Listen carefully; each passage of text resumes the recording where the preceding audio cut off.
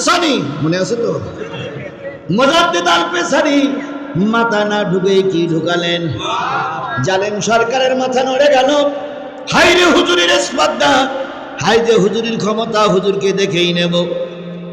ঢোকার পরে বলছে, হুজুর মাথাটা ঢুকলে কি হইতো?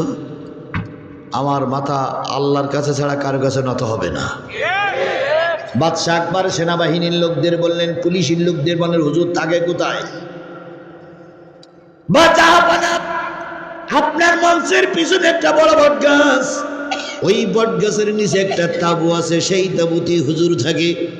হুজুরির পাকা বাড়ি নাই, ঘর নাই, কিন্তু হুজুরির দুনিয়ার কিচ্ছু নাই, হুজুরির সব দুর্বল, কিন্তু হুজুরির ঈমানটা মজবুত। বড় শক্ত জিনিস। মোজাদ্দেদ আল পেছানি বললেন, রাজা, মূল কথা মনে আছে তো? রাজা তোমার আছে ক্ষমতা, কিন্তু আমার আছে কি? ঈমান। মোজাদ্দেদ আল পেছানি অহমান হয়ে বেরিয়ে আসলেন। দরবার থেকে বেরিয়ে তিনি বাইরে দাঁড়িয়ে একটু আকাশের দিকে মুখ উঁচু করে বললেন, মালিক, বাদশাহ আকবর আমাকে আজকে অপমান করেছে, দুনিয়ার কেউ দেখিনি, কে দেখেছে? বাদশাহ আকবর হলো দুনিয়ার প্রতিনিধিত্ব করে, আর আমি তোমার প্রতিনিধিত্ব করি, আমি তোমার নায়েব। ওয়াইজ ক্বালা রাব্বুকা লিল মালাইকাতি ইন্নী জাইলুন ফিল আরদি খলিফা। আল্লাহ তুমি আমাকে খেলাফতের দায়িত্ব দিয়েছো, আমি খেলাফতের প্রতিনিধিত্ব করি, আমাকে অপমান করেছে, তুমি তো দেখেছো। আল্লাহ জবাব দিল, মোজাদ্দেদ আল পেছানি তুই ঘরে যা, বাকি ব্যবস্থাটা আমি করতেছি। মোজাদ্দেদ আল পেছানি তার তাঁবুর ভিতরে চলে গেলেন, উজু করে নামাজে দাঁড়ায় গেলেন। উত্তর গগনে কালো মেঘ জমলো। সেই যে মেঘের দাপট শুরু হলো, সেই দাপটে বাদশাহ আকবরের বসার জায়গা তছনছ হয়ে গেল। বাদশাহ আকবরের বিল্ডিং উল্টে পড়লো। বাদশাহ আকবর গাছের তলায়, বট গাছ ভেঙে পড়লো বাদশাহ আকবরের ঘাড়ের পরে। ওই বট গাছের নিচে পড়ে বাদশাহ আকবর মারা গেল। সকলে এবার ঝড়ের পরে যেয়ে দেখতেছে হুজুরির আস্তানাটা কেমন আছে, হুজুরির দরবার শরীফটা কেমন আছে। যেয়ে দেখে হুজুরির আস্তানার একটা কাপড়ের একটা অংশ পর্যন্ত ছিঁড়ে যায়নি।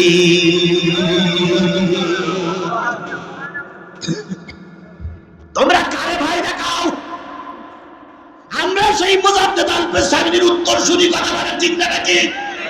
ভাই দেখাও, আপনপন্থী বামপন্থীদের দেখাও। আমরা ভয় করা জাতি নই, আমাদের জীবন চলে যাবে তবু কোনো মানুষের কাছে মাথা নত করব না। বাংলাদেশ জামাত ইসলামের শীর্ষস্থানীয় নেতাদের যখন ফাঁসির মঞ্চে ঝুলানো হলো, সরকার বাহাদুর সাইদি সাহেবের কাছে টোপ দিল যে, হুজুর বড় বড় নেতাদের ফাঁসি হয়ে গেছে, আপনি ফিরে আসেন।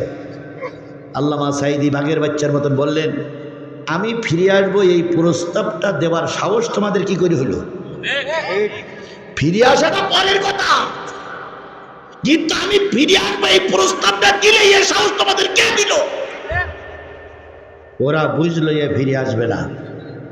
তাহলে সেই সংস্কার করেছিলেন মোজাদ্দেদ আল পেছানি, আর আমার জাতীয় সংসদ সংস্কার করেছে আল্লামা সাইদি। আল্লামা সাইদি তখন 3 জন এমপি জাতীয় সংসদে যেই দেখলেন যে সবাই মাথা নিচু করেই ঢোকে। আর কেউ আমি রুকু করব, মাথা নিচু করব কার কাছে? এখন ওনারা দেখলেন যে সব স্পিকারের কাছে মাথা নিচু করে ঢোকে। সাইদি সাহেব সগত যখন কয়জন এমপি? 3 জন। আল্লামা সাইদি দেখলেন এরা সেরেক। উনি দাঁড়িয়ে বললেন, স্পিকার আপনিও মুসলমান, আমিও মুসলমান, প্রধানমন্ত্রীও মুসলমান, তিনি হজ করেছেন, তিনি মাঝে মাঝে পট্টি পরেন, আবার মাঝে মাঝে অন্য কিছু করেন, সেগুলো না নেই বললাম, কিন্তু আমার কথা হলো আমার এই মাথা আল্লাহর কাছে ছাড়া কারোর কাছে নত হবে না। এবার আপনি কি বলতে চান? স্পিকার সাহেব বললেন, ও সাইদি হুজুর, আপনার কথার সঙ্গে আপনি একমত, আপনি একটা লিখিত দরখাস্ত করুন।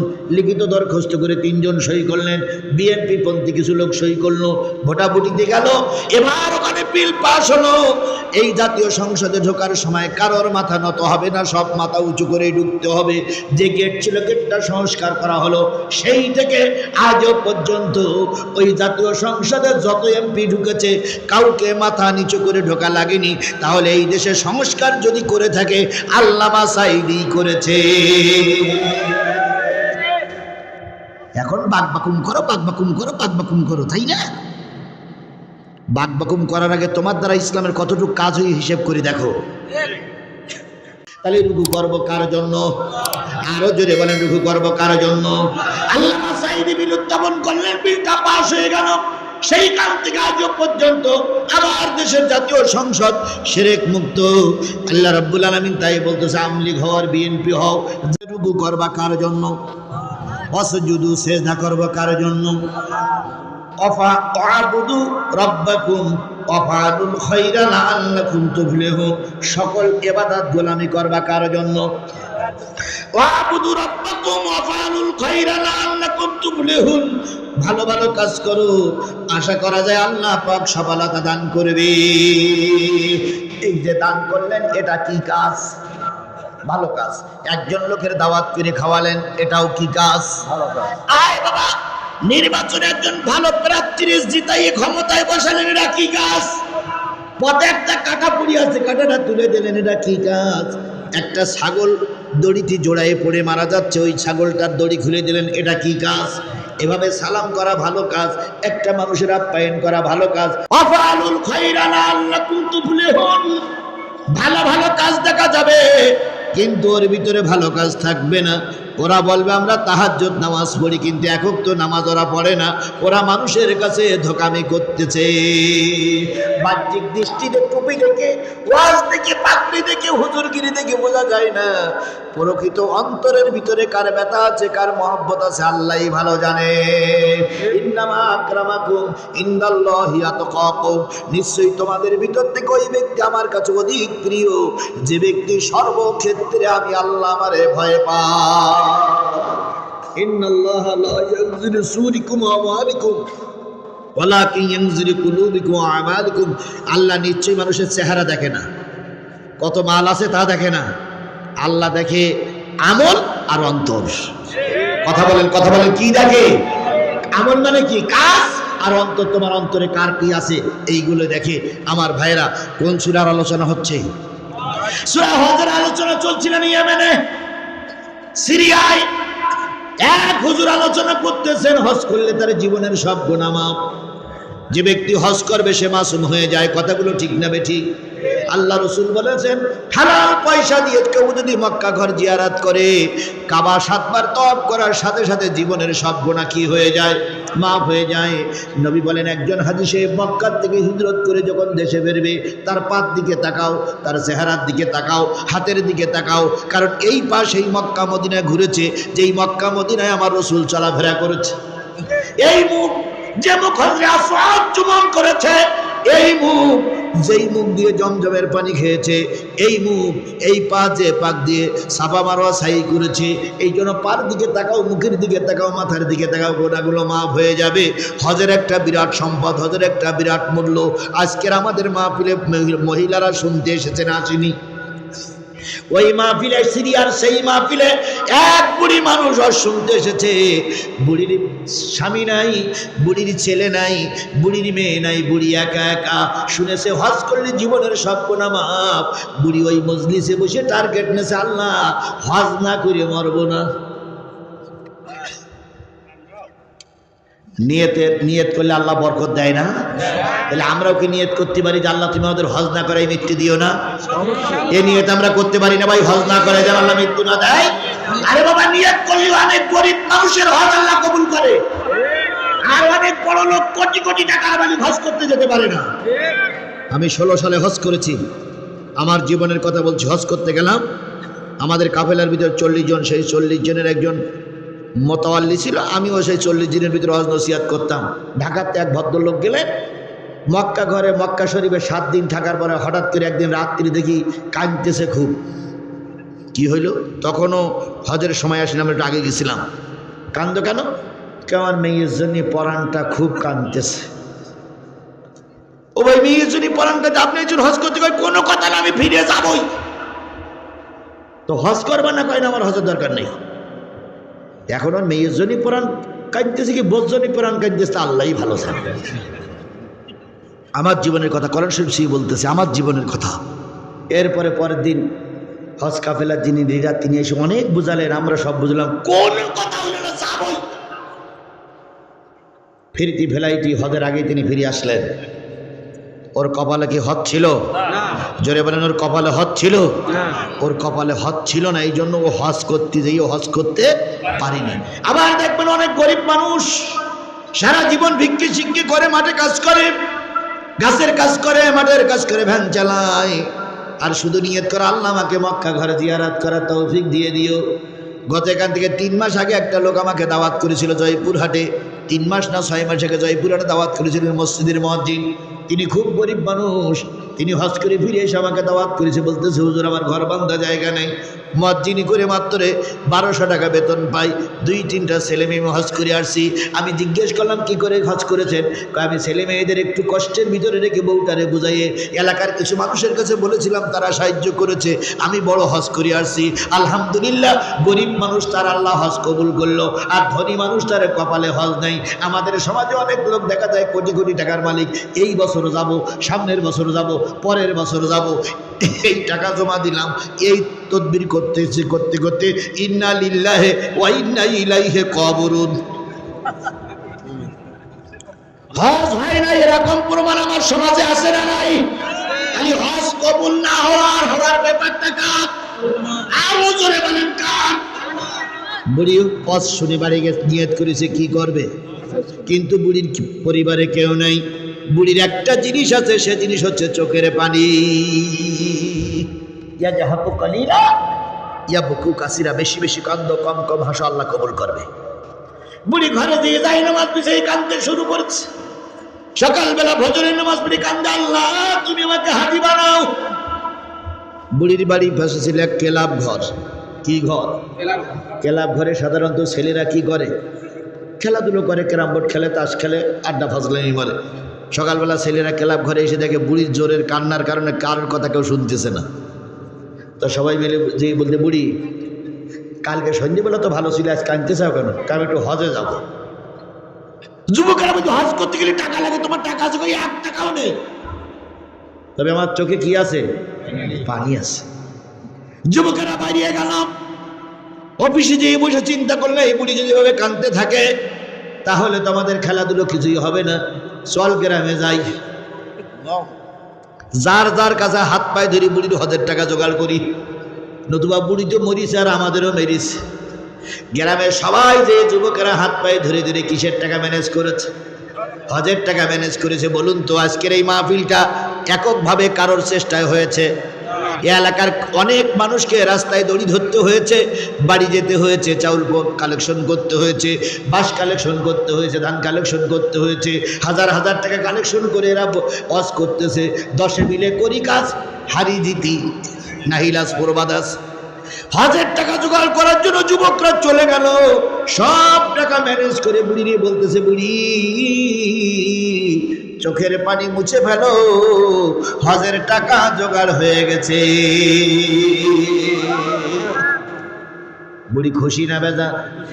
বুড়ি ছিল বসে, উঠে দাঁড়াই বলতেছে, বাবা কিভাবে জোগাড় করলি? যুবকেরা বলতো, ওটা তোমার জানার দরকার না, তুমি শুধু হজের জন্য প্রস্তুত নাও, আমরা পাসপোর্ট করার জন্য, টিকিট করার জন্য গেলাম।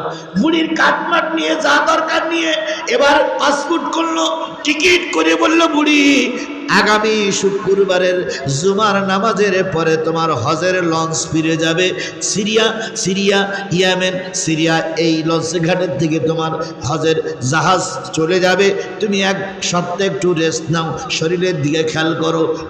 বুড়ি খুশিতে বেজারো, খুশিতে আনন্দিত হয়ে শুধু বলে, আল্লাহ যুবকদের ঘরে রহমত করো, যুবকদের হেফাজত করো। ঠিক শুক্রবারের জুমার নামাজ পড়তে যাওয়ার আগে যুবকেরা বলে গেল, বুড়ি তৈরি হও, জুমার নামাজের পরেই কিন্তু তোমাকে নিয়ে যাব। জুমার নামাজ পড়ে এসে দেখে বুড়ি খানা পিনা করতেছে। এখনো খানা পিনা করুনি? কয় বাবা অনেক দূরে যাব, একটু খেয়েই নেই। তা বুড়ি খাচ্ছে তো খাচ্ছেই। কিছুক্ষণ পর খাওয়া দাওয়া হয়ে গেলে হাঁড়ি পাত্র ধরছে। তো যুবকেরা বলতে, তাড়াতাড়ি করো, এই হাঁড়ি মালসাগুলো একটু ধুয়ে না রেখে গেলে দেখবে কেনা? এখানে রাখে, ওখানে রাখে, ওখানে থই, ওখানে, এবার বিছানা গোছাচ্ছে। এই করতে করতে আসরের আজান দিচ্ছে। তো যুবকেরা বলতে, বুড়ি তাড়াতাড়ি না করলে বলো লস পাবা না। কয় আমার নানে যাবে না। এইভাবে করতে করতে বেরিয়ে বুড়ির নিয়ে লঞ্চ ঘাটা পর্যন্ত জাতি জাতি মাগরিবের আজান দিচ্ছে। আসরের আজানের পরপরই লঞ্চ চলে গেছে। বুড়ি গেছে মাগরিবের নামাজের সময় লঞ্চ ঘাটায়, যেই দেখে লোকজনও নেই, লঞ্চ চলে গেছে। বুড়ির নসিব ভালো না খারাপ? বুড়ির নসিব ভালো না খারাপ? এক দিকতে ভালো আর এক দিকতে খারাপ। খারাপ ভালো আমি বুঝাচ্ছি। আমি আরো আলোচনার বিষয় হচ্ছে ওয়াফালুল খায়রা লাআল্লাকুম তুফলিহুন। ভালো ভালো কাজ করো, সফলতা আসবে। অনেক সময় ভালো কাজের ভিতরে খারাপ কাজ থাকে, খারাপ কাজের ভিতরে ভালো কাজ থাকে। আমি এটা বোঝানোর জন্য কথাটা বলতেছি। বন্ধুগণ, যুবকেরা বলতেছে বুড়ি টাকা ছিল না, পয়সা ছিল না, সব ঋণ দেনা করে যেভাবে হোক পকেটে দিয়ে চান্দাপত্র তুলে ম্যানেজ করলাম। কিন্তু বুড়ি তোমার কপাল খারাপ, লঞ্চ চলে গেছে, এখন আর হজ করতে যেতে পারলে না। তবে বুড়ি রে, আর তোরে ফিরাই বাড়ি নিয়ে যাব না, কারণ বাড়ি নিয়ে গেলে তুই আরো কান্নাকাটি বেশি করবি, আমাদের খেলাধুলো বন্ধ হবে। এই থাকলো টিকিট, এই তোর খাওয়া খরচ, এই তোর যাতায়াতের খরচ, সব এখানে রেখে গেলাম। মরলি এখানে মরবি, বাঁচলি এখানে বাঁচবি, তা আস্তানায় তোরে আর ফিরাই নিয়ে যাব না, আমরা চলে গেলাম। যুবকেরা চলে গেল। বুড়ি চোখের পানি ফেলাই কান্দার বলে, মালিক আমার পরে তো অসন্তুষ্ট কেন হলে, মানে পেয়ে কেন হারালাম? বুড়ি আবার নদীর পানিতে উজু করলো, সালাতে দাঁড়িয়ে গেল। বুড়ি শুধু কান্দে আর কয়, মালিক তুমি আমার পরে এত নির্দয় হতে পারো না, আমার পরে এত নিশ্চয় হতে পারো না। তুমি যখন সুযোগ একটা করে দিয়েছো চোখের পানির কারণে, তুমি আর একটা সুযোগ করে দাও। একদিন গেল, কোনো রকম সংবাদ আসলো না। 2 দিন গেল, কোনো রকম সংবাদ আসলো না। 3 দিন বুড়ি না খাওয়া, ক্ষুধার্ত বুড়ি চোখের পানি ফেলায় কান্দে। হঠাৎ করে একটা বিরাট সুন্দর খুবসুরত একজন যুবক মানুষ এসে বুড়িরে সালাম দিয়ে বলতেছে, বুড়ি মা আসসালামু আলাইকুম। যত সুন্দর দাড়ি, যত সুন্দর টুপি, যত সুন্দর পাগড়ি, যত সুন্দর পায়জামা, যত সুন্দর পাঞ্জাবি, গায়ে আতর সুগন্ধের গোলাপের গন্ধ। বুড়িকে বলতেছে, বুড়ি মা আসসালামু আলাইকুম।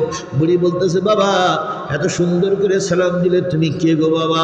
ওই লোকটি বলতেছে, বুড়ি তুমি আমার চেনবা না, তোমার চোখের পানি দেখে আমার দিলটা নরম হয়ে গেছে। আমি গোটা মানুষের কল্যাণের জন্য কাজ করি, আমিও তোমার কল্যাণের জন্য কাজ করতে এসেছি বুড়ি। তোমার চোখের পানি দেখে আমি খুশি হয়ে গেছি, তাই আমি টার্গেট নিয়েছি ওই জাহাজ সৌদি আরবে পৌঁছানোর আগে আমি তোমাকে মক্কা শরীফে রেখে আসবো। বুড়ি খুশি না বেজার? খুশি। আমি বেড়াই করি, এ কাজ আমার জন্য কি খুবই সহজ। বুড়ি বলতেছে, আলহামদুলিল্লাহ, তাহলে তুমি শুরু করো। যুবক বলতেছে, বুড়ি মা যতগুলো মাল সামান আছে একটা টোপলায় বাঁধো, সেই টোপলাটা তুমি পিটি নাও, আর আমি ভুটোই শুয়ে পড়তেছি, আমার ঘরে তুমি চড়ে বসো। তবে চড়ে বসার আগে তোমার কাছে কয়েকটা সত্য দেই, যতক্ষণ পর্যন্ত আমি চোখ খুলতে না বলবো ততক্ষণ সমস্ত পথে তুমি চোখ খুলবে না। শুধু বাতাসের মতন সাই সাই সাই সাই করে শব্দ হবে, চোখ খুললে কিন্তু বুড়ি তুমি বিপদে পড়ে যাবা। বুড়ি বলতেছে, বাবা চোখ খুলবো না কেন? কয়, আমি তোমাকে এখন ঘাড়ে করে নিয়ে উঠতে শুরু করব, প্লেনের মতন উড়বো, রকেটের মতন করে উড়বো। উঠতে উঠতে কত দেশ, কত দেশান্তর, কত সাগর, কত নদ নদী, কত খালবিল, কত জাহা, কত জঙ্গল, কত নদী এলাকা পাড়িয়ে দিয়ে যাব। তুমি যদি হঠাৎ করে নিচের দিক তাকাও, ভাইতে পেশাব পায়খানা করে ফেলবা, আমার জামা কাপড় নষ্ট হয়ে যাবে, তুমিও নষ্ট হয়ে যাবা, তুমি পড়ে যাবা, চোখ খুলবা না। ঠিক আছে। 2 নম্বর, তোমার মাল সামানাগুলো নিয়ে বসে বড় খবরদার যেন দুর্বলতা করো না। ঠিক আছে। 3 নম্বর, বুড়ি আমি তোমার যখন নামায় দেব, আমার নাম পরিচয় তুমি জিজ্ঞেস করতে পারবা না, আমি যে কোন মালের মাল এটা তুমি জিজ্ঞেস করতে পারবা না, তুমি শুধু আমার জন্য একটু দোয়া করবা। বুড়ি বলতেছে, বাজান রে, সব সত্য মেনে নিলাম, তুই আমার একটু মক্কায় পৌঁছাই দিয়ায়। এবার বুড়ি মাল সামানা গুছালো, যুবক শুয়ে পড়ল, যুবকের পিঠির পরে এই বুড়ি চড়ে বসলো। সাই সাই সাই সাই সাই সাই করে শব্দ হচ্ছে, বুড়ি চলে যাচ্ছে, যুবকও চলে যায়। অল্পক্ষণের ভিতরে কাবার চত্বরে যেয়ে যুবক নেমে পড়ল। বুড়িরে বলতেছে, বুড়ি চোখ খোলো, মাল সামানিয়ে নেমে পড়ো, ওই তোমার সেই কাবা, ওই যে দেখা যায় কাবা। যারা হজ করতে গেছেন ভাই, আমি একবার বড় হজ করেছি, একবার উমরা করেছি, যারা হজ করতে গেছেন তারাই বুঝবেন, হজ করতে যারা যায় সর্বপ্রথম যখন মক্কা ঘরটা দেখে তাদের জীবনের সব ব্যথাগুলো দূর হয়ে যায়। পথে না খেয়ে থেকে কষ্ট পেয়েছি, বিমানে কি বলে কষ্ট পেয়েছি, বাসে ভালো টিকিট পাই নাই, মুআল্লিমরা পথে খেতে দেয় নাই, ওসব কষ্ট সব দূর হয়ে যায় যখন কাবাকে নিজের স্বয়ং চোখে দেখি। সুবহানাল্লাহ। আর রসুল বলেছেন কাবাকে দেখার সাথে সাথেই মানুষ যে দোয়া করে সেই দোয়া আল্লাহ কবুল করে নেয়। আপনি গুনার জন্য গুনাহ করেছেন, মাপ চাবেন, দোয়া কবুল হবে। আপনি সম্পদের জন্য দোয়া চাবেন, দোয়া কবুল হবে। আপনি দেশে এসে রাজনীতি করবেন, দোয়া কবুল হবে। আপনি দেশে এসে দিনের ভোট রাতে করবেন, ওটাও কবুল হবে। ওখানে যে নিয়ত করে হাত তুলবে তার সেই নিয়ত আল্লাহ কি করে? কবুল করে।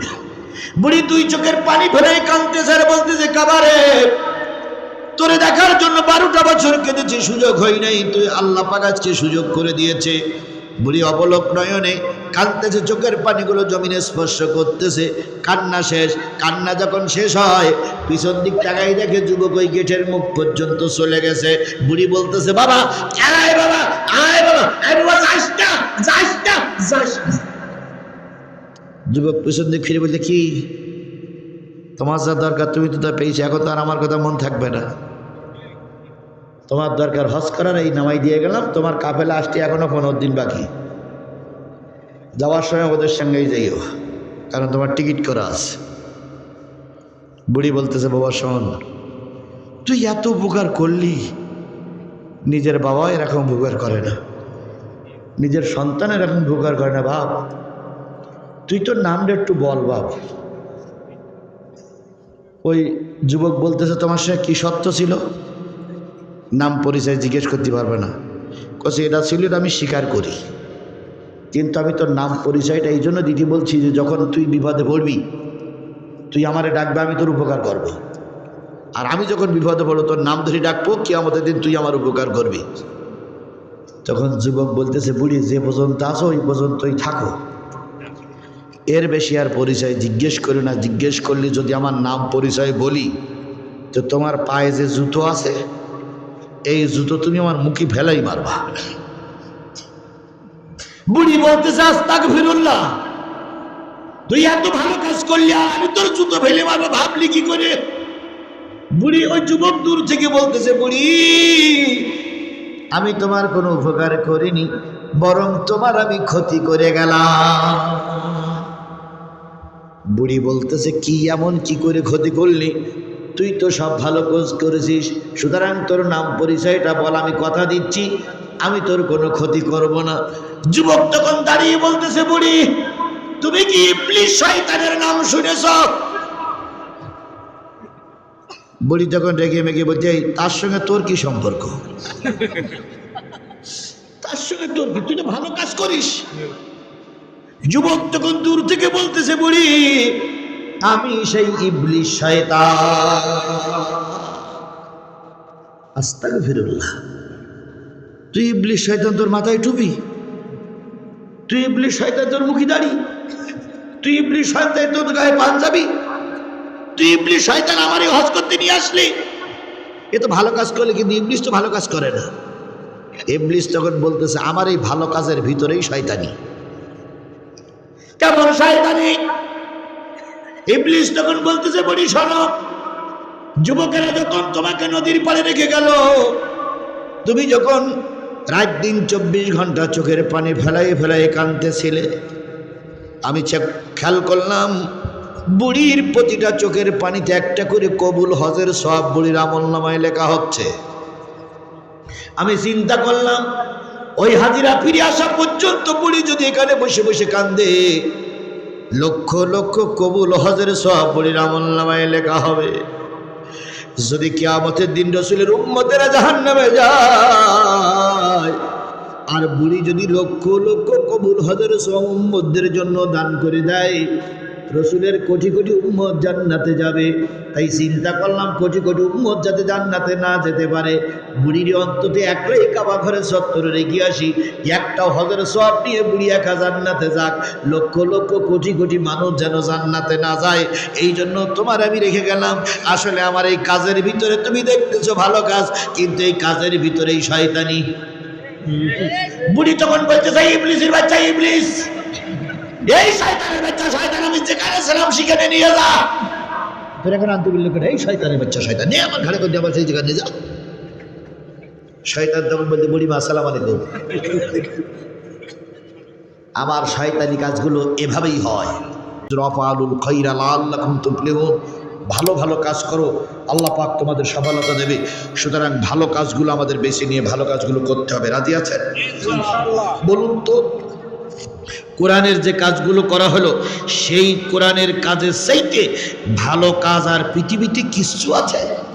তাহলে কোরআনে বললো, কোরআনে যেটা বললো সেটা আমরা করবো ইনশাল্লাহ। দ্বিতীয় আয়াতের একটু ছোট্ট কথা বলে আমি আপনাদের, এবার আপনাদের কথা, এতক্ষণ ওয়াজ হলো, এবার আপনাদের শিক্ষণীয় কথা। আল্লাহ বলতেছে ওয়াজাহিদু ফিল্লাহি হাক্কা জিহাদি ওয়াস্তাবাকুম ওমা জাআলা আলাইকুম ফিদ্দীনি মিন হারাজ। এতক্ষণ যারা ওয়াজ শুনলে তাদের 2 নম্বর আয়াতের শিক্ষা হলো, যতদিন পর্যন্ত এই কোরআনের বিধান সমাজে চালু না হয় ততদিন পর্যন্ত জিহাদ ফি সাবিলিল্লাহর কাজ করা লাগবে। জিহাদ ফি সাবিলিল্লাহ মানে কিন্তু মারামারি না, জিহাদ ফি সাবিলিল্লাহর মানে কিন্তু রক্ত কাটাকাটি না, জিহাদ ফি সাবিলিল্লাহর মানে হলো চেষ্টা করা। আমরা এখন এই বিএনপি জামাতের অক্লান্ত চেষ্টার বিনিময়ে ইসলাম পৌঁছানোর দ্বার প্রান্ত, ইসলাম প্রতিষ্ঠা হওয়ার দ্বার প্রান্ত পৌঁছাইছি। কিন্তু এখন আমার দেশে কি ইসলাম প্রতিষ্ঠিত হয়েছে? জোরে বলেন, প্রতিষ্ঠিত হয়েছে? এখন এই সুযোগটা আমাদের কাজে লাগাতে হবে। এইভাবে উঠে যাচ্ছেন কেন? আমি তো শেষ করবো, এক্ষুনি শেষ করবো, এক্ষুনি মোনাজাত হবে। এই সুযোগটা আমাদের কি করতে হবে? কাজে লাগাতে হবে। কাজে লাগাতে গেলে কোরআনের সরকার, কোরআনের দেশ তৈরি করার জন্য আমাদের যার যা আছে তাই নিয়ে কাজ করতে হবে। এর নাম জিহাদ। আমি ওয়াজ করতেছি, এটা ওয়াজের ময়দানে জিহাদ। একজন লিখতেছে, এটা লিখুনির মাধ্যমে জিহাদ। একজন খবর পড়তেছে, এটা খবরের মাধ্যমে জিহাদ। ভাই মসজিদ ইমাম সাহেব উনি খুতবা পড়তেছে, ওই মেম্বারের পরে দাঁড়িয়ে উনি জিহাদ করবেন। মানে যে যেখানে আছে সে সেখানে দাঁড়িয়ে চেষ্টা করবে। আপনি 5 জন লোক নিয়ে ধান কাটতেছেন, ওর ভিতরে কোরআন হাদিস জানেন, এই কোরআন হাদিসগুলো ওদের কাছে প্রচার করা আপনার একটা জিহাদ। আপনি রিক্সা চালান, রিক্সায় 2 জন প্যাসেঞ্জার বসেছে, ওই প্যাসেঞ্জারকে দিনের দাওয়াত করাটা আপনার পক্ষ থেকে জিহাদ। এই জিহাদ আপনাকে করতে হবে কতদিন? যতদিন পর্যন্ত এই দেশে দিন কায়েম না হয়। এবার আল্লাহ রাব্বুল আলামিন বললেন মিল্লাত আবিকুম ইব্রাহিম। ও বাংলার মুসলমানেরা, ও গোটা বিশ্বের মুসলমানেরা, তোমাদের পিতা ইব্রাহিমের পরে তোমরা প্রতিষ্ঠিত থাকো, কারণ তিনি তোমাদের নাম রেখেছে মুসলমান। তাহলে আমাদের মুসলিম মিল্লাতের পিতার নাম কি? স্পষ্ট করে বলুন, কোনো জড়তা থাকবে না। বাবার নাম ধরতে পারে, স্পষ্ট অস্পষ্ট হবে কেন? আপনার আমার জাতির পিতার নাম কি? সবাই মিলে বলুন, জাতির পিতার নাম কি? বিএনপির জাতির পিতার নাম কি? জামাত ইসলামের জাতির পিতার নাম কি? হেফাজতে ইসলামের জাতির পিতার নাম কি? তাবলীগ জামাতের জাতির পিতার নাম কি? শুধুমাত্র, কেবলমাত্র, একমাত্র আওয়ামী লীগের জাতির পিতা হলো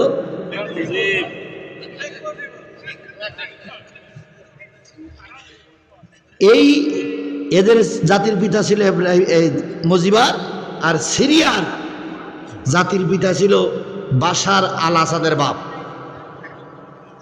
এই 2 জাতির পিতা 3 মাসের মাথায় কাজ। ওকা জাতির পিতাও কাজ, এ জাতির পিতাও কাজ। সেদিন আমি কক্সবাজার সফর করেছি, কুমিল্লা সফর করেছি, চট্টগ্রাম সফর করেছি। আসার সময় ঢাকা প্রতিটা মনে মনে দেখলাম জাতির পিতা ইব্রাহিম, শেখ মুজিব ঘোড়ার ডিম।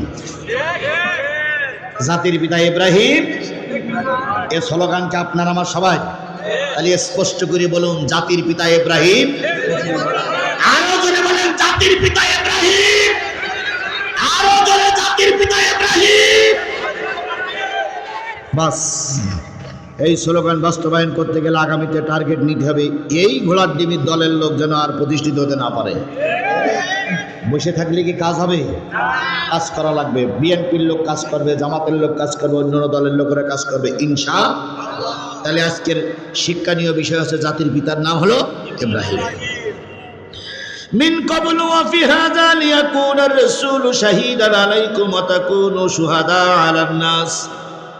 পূর্বেও তোমাদের নাম ছিল মুসলমান, এখন তোমাদের নাম আছে মুসলমান, আগামীতেও তোমার নাম থাকবে মুসলমান। নবীরা সাক্ষী দেবে, সাহাবীরা সাক্ষী দেবে, জাতি সাক্ষী দেবে। এতক্ষণ পর্যন্ত নেতার কথা হলো, সাধারণ মানুষের ওয়াজ নসিহত হলো। এবার আপনাদের একটু শিক্ষা কি দিয়ে বলি। এই মাহফিলের চারি গ্রামের মাহফিলে তারা আওয়াজ শুনতে এসেছিল, শিক্ষা দিয়ে নিয়ে চলে যান, হয়ে গেছে। আল্লাহ বলেন ফাকিমুস সালাতা ওয়া আতুজ যাকাতা ওয়া আতাসিমু বিল্লাহ।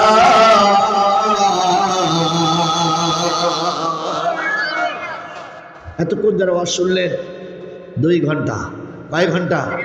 এখন কটা বাজে দেখেন তো? 11:30 পার। আমি 9:30টার সময় এসেছি, তাহলে 2 ঘন্টা পার হয়ে গেছে না? এই 2 ঘন্টা তারা ওয়াজ শুনলে আল্লাহর নসিহত হচ্ছে যতদিন বেশি আসো 5 ওয়াক্ত নামাজ পড়বা, আকিমুস সালাত, নামাজ কায়েম করো। এটা কার নির্দেশ? আওয়ামী লীগ, বিএনপি, জাতীয় পার্টির নাম ধরে বলেছে আল্লাহ। ওই যে প্রথম কথা, যারা ঈমান এনেছো সেজদা করবা, কয় ওয়াক্ত নামাজ পড়বা। তাহলে আজকের এই বিশাল কাফেলাকে এই শপথ নিতে পারি যতদিন বেঁচে আছি নামাজ কাজা করবো না। কারা কারা নামাজের পক্ষে আছেন একটু 2 হাত তুলে আল্লাহরে দেখাই দেন। হাত তুলে আল্লাহরে দেখান যে আল্লাহ আপনার নামাজের পক্ষে, নিয়ত করুন আল্লাহ বরকত দেবে। আল্লাহ আমি হেদায়েত কাউকে দিতে পারবো না, আমি শুধু তোমার কথাগুলো এখানে বলে গেলাম। দয়া করে এই জাতি সহ আমাদের সবাইকে তুমি হেদায়েত নসিব করে দাও। তাহলে আমরা 5 ওয়াক্ত সালাত আদায় করবো। মা বোনেরা যারা ওয়াজ শুনতেছেন তাদের জন্য নসিহত, 5 ওয়াক্ত সালাত আদায় করবো ইনশাআল্লাহ। ওয়াতুজ যাকাত, পয়সা বেশি হলে যাকাত দেবো। আর শেষ কথা, একবার শেষ কথা হচ্ছে ওয়াতাসিমু বিল্লাহ। যতদিন এদেশে কোরআন কায়েম না হয় ততদিন কোরআনের ছায়াতলেই থাকবো। কোরআন প্রতিষ্ঠার জন্য চেষ্টা করব ইনশাআল্লাহ। আল্লাহরে পাওয়ার জন্য কোরআন হলো রশি, এই রশি ধরলে কারে পাওয়া যাবে?